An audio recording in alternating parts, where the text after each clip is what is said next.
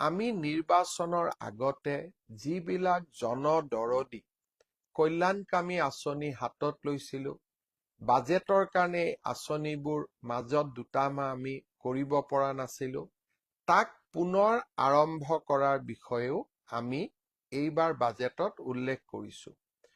অহা ৩ আগষ্টৰ পৰা আমি অৰুণোদয় আঁচনি পুনৰ আৰম্ভ কৰিম। সিদিনাখন প্ৰতিখন পঞ্চায়ততে আমি সৰুকৈ এখন সভা অনুষ্ঠিত কৰিম আৰু অৰুণোদয় আঁচনিৰ প্ৰথমটো কিস্তি নতুন চৰকাৰৰ আমি প্ৰদান কৰিম।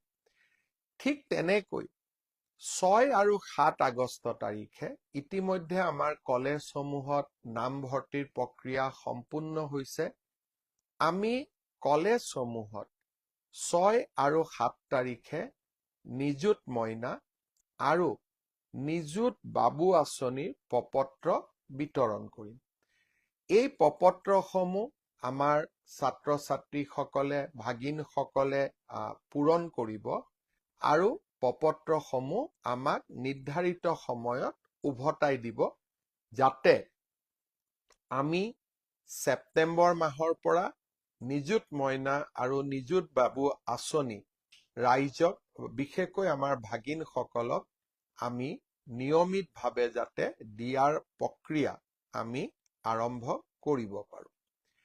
ইয়াৰ লগতে আগষ্ট মাহৰ পৰাই আমি কম মূল্যত যি চাউলৰ লগত চেনি বা দালি যোগান ধৰিছিলোঁ, সেই যোগানৰ প্ৰক্ৰিয়াও আমি আগষ্ট মাহত আৰম্ভ কৰিম। ঠিক তেনেকৈ স্নাতক ডিগ্ৰী পাছ কৰাৰ পিছত এবছৰৰ বাবে আমি যি জীৱন প্ৰেৰণা আঁচনি দিয়াৰ আমি প্ৰস্তাৱ কৰিছিলোঁ, দুমাহমান ছাত্ৰ ছাত্ৰীসকলে পাইছিলে, বাজেট নোহোৱাৰ কাৰণে বন্ধ হৈ আছিল। এই জীৱন প্ৰেৰণাও আমি পুনৰ ছেপ্টেম্বৰ মাহৰ পৰা দিয়া আৰম্ভ কৰিম। যে ২ লাখ চৰকাৰী চাকৰি দিয়াৰ যিটো আমাৰ সংকল্প আছিল, তাক হাতে কামে আগবঢ়োৱাৰ বাবে আমি ইতিমধ্যে ব্যৱস্থা হাতত লৈছোঁ আৰু বাজেটতো তাত উল্লেখ কৰিছোঁ।